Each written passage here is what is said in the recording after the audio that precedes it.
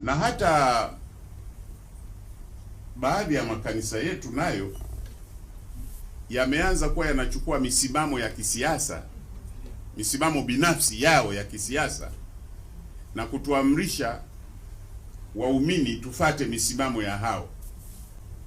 Na kuna hii taasisi imezuka siku hizi inaitwa Jukwaa la Wakristo, inayolazimisha nyaraka fulani fulani zisomwe ndani ya makanisa. Mimi nimegombana nayo, mimi ni muwazi na mkweli. Mtu anasema Wakristo wote tunawaombeni mpigie kura ya hapana katiba inayopendekezwa.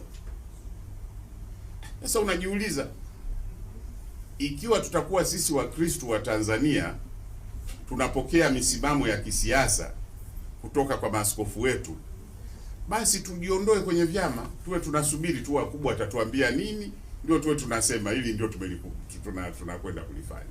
Haiwezekani.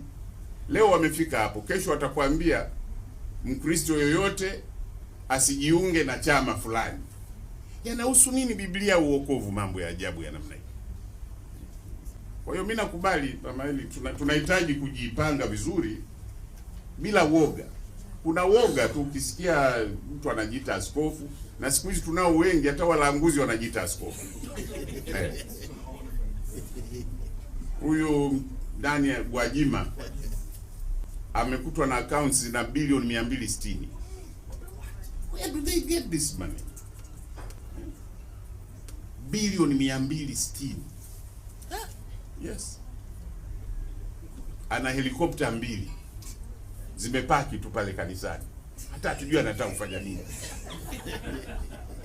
Kwa hiyo yani salamu zako mama nazifikisha nyumbani, lazima tufanye kitu. Hii ni hatari sana kwenye mlango wa dini, kwa sababu ni tax free. Watu wanapenyea kufanya biashara za ajabu.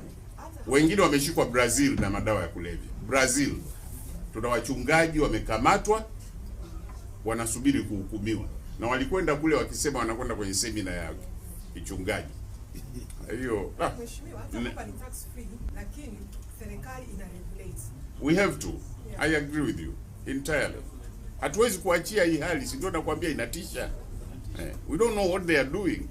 Lakini tumeweka ile kwamba tuwaheshimu sana, lakini sasa they are abusing ile hospitality ya serikali.